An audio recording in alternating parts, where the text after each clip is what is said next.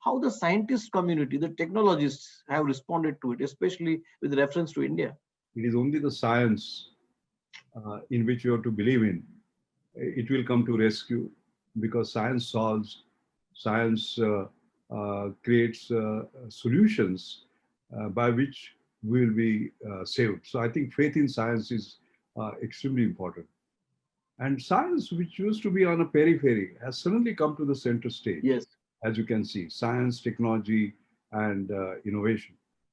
And if you see around the world, the informed decisions are being taken by the political leadership all across the world, including India, by the way, all Mhm. right? By using scientists, technologists, and innovators.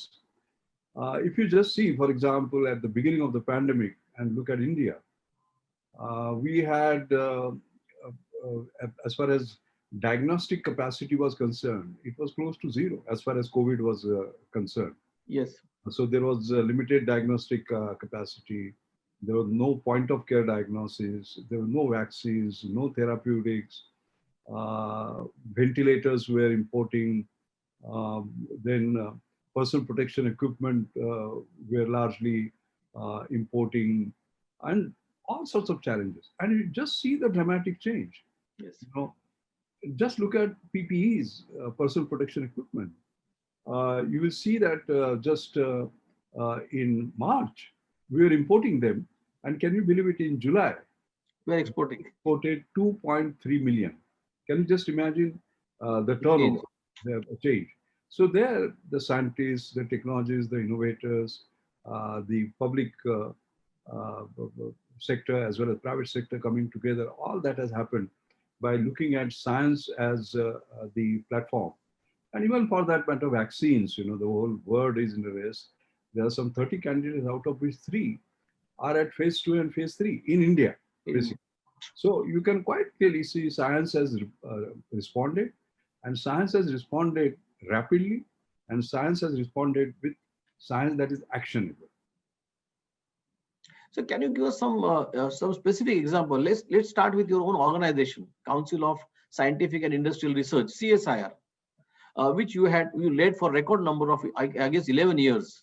So can you tell us the CSIR and our Indian scientists and how they are responding to the pandemic? Oh, yes, I can say with great pride that they have responded absolutely fabulously.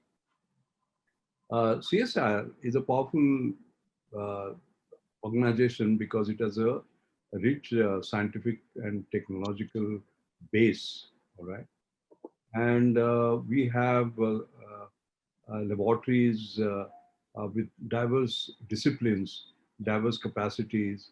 We have a track record of having done great things for India. Like, for example, the green revolution would not have taken place if there were no pesticides, insecticides, herbicides.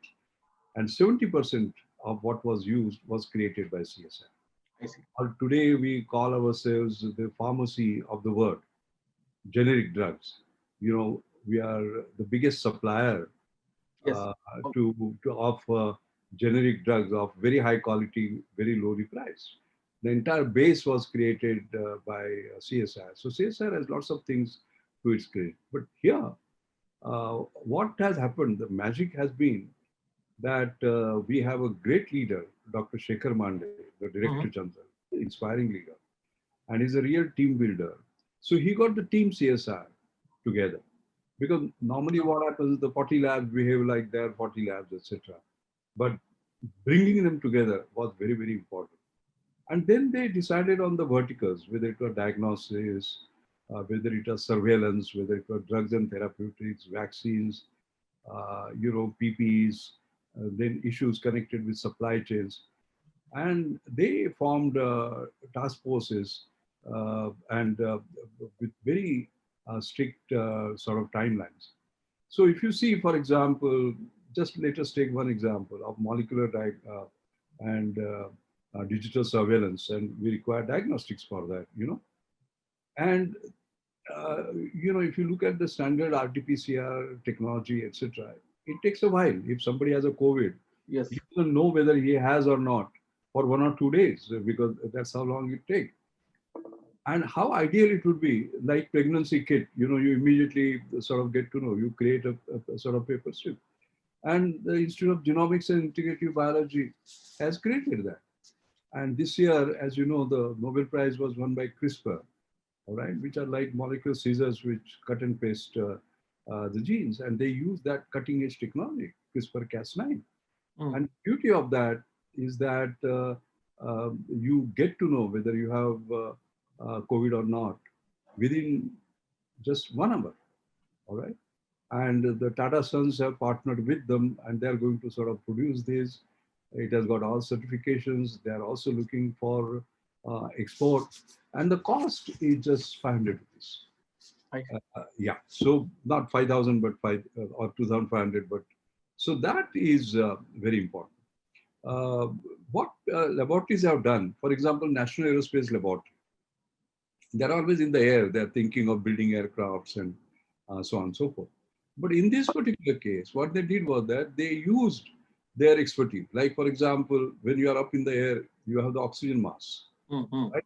So they came to the ground and said, how should we develop those systems for the sort of ground level?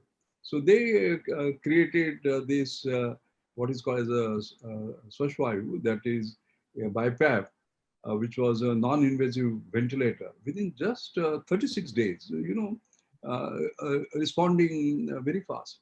Central Building Research Institute, they were used to supplying things during disasters, earthquakes, tsunamis, etc., etc. So they had this basic background, and they created modular, foldable units, basically, which can be built very quickly. In fact, they created 50 labs in less than 5 days. I mean, this is sort of fantastic. Or our NCL, National Chemical Laboratory here in Pune. Right? So many times you don't have the medical oxygen, basically. All right, you have to depend on gas cylinders. They said why? And they're great in membrane separation. They use that to create membrane separation, which will take oxygen from air and enrich it so that it is sufficient for the thing. I think the main point I'm trying to make there, each of the laboratories actually sort of rose to the occasion and created a sort of system. So I would overall say that it's not just about coming with 100 technologies in 100 days, but beyond that, not only saving us from the current crisis, but looking at the future, creating and preparing for the future is what CSR has done.